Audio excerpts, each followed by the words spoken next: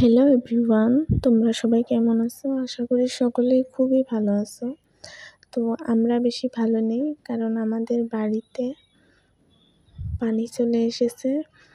তো তোমরা তো থাম্বনেল দেখে বুঝতেই পেরেছো আজকে আমি কিসের ভিডিওটা বানাচ্ছি।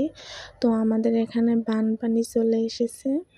তো পুরো নদী হয়ে গেছে বাড়ির চারিপাশ দিয়ে। এটা আমাদের বাড়ির পিছন দিকে মনে হচ্ছে যে একদম নদীর মতন হয়ে গেছে। তো এটা কোনো নদী নয়, আসলে এখান দিয়ে মানুষের ধান গাড়ে নামা জাগার জন্য অনেকটাই পানি জমা হয়ে গিয়েছে, মনে হচ্ছে যে নদী হয়ে গেছে। তো এটা হচ্ছে আমাদের বাড়ির সামনে। তো গাইস, চারপাশ দিকে শুধু জল জমা হয়ে গিয়েছে। তো তোমাদেরকে একটা জিনিস দেখাই, এই রাস্তার মধ্যে হাঁটু পর্যন্ত পানি। তো আপ ডাউন করা মানে যাওয়া আসা করাটা খুবই অসুবিধা হয়ে গিয়েছে। আর এই যে আমাদের বাড়ির মুরগি, এইগুলোরও খুবই অসুবিধা হয়ে গিয়েছে। এরা কোথাও বেরোতে পারছে না, যেতেও পারছে না, ভালো করে খেতে পারছে না। তো এদের জন্য আমাদেরও প্রচুর অসুবিধা হয়ে গিয়েছে। আর রাস্তাটাতে পুরো জল দিয়ে ভর্তি হয়ে গিয়েছে। আর তোমাদেরকে একটা জিনিস দেখাই, রাস্তার ওই পাশে একটু উঁচু আর আমাদের এখানটাতে নিচু, সেই জন্য এখানে জল জমা হয়েছে। তো আমার তো খুবই ভয় করছে যে আমাদের ঘরের মধ্যে যদি জল চলে আসে।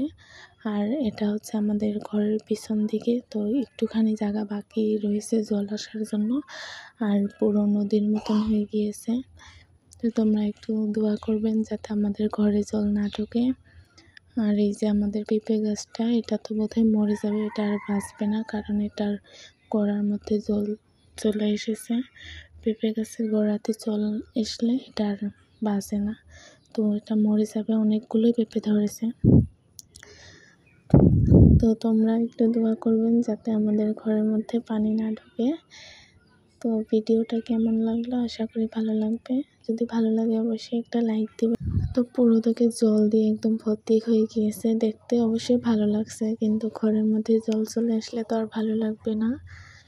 তো ওই যে ওই পাশে একটা ঘর আছে, ওটা গরুর ফার্ম, মানে গরুর ফার্ম, ওখানে গরু পোষে। তো ওই ঘরটার মধ্যে অনেকটাই জল চলে গিয়েছে, ওদেরও খুবই অসুবিধা হচ্ছে। তো গাইস, ভিডিওটা আর বড় করবো না, এই পর্যন্তই। তো আজকের জন্য এই পর্যন্তই, সবাই ভালো থাকবেন, টাটা।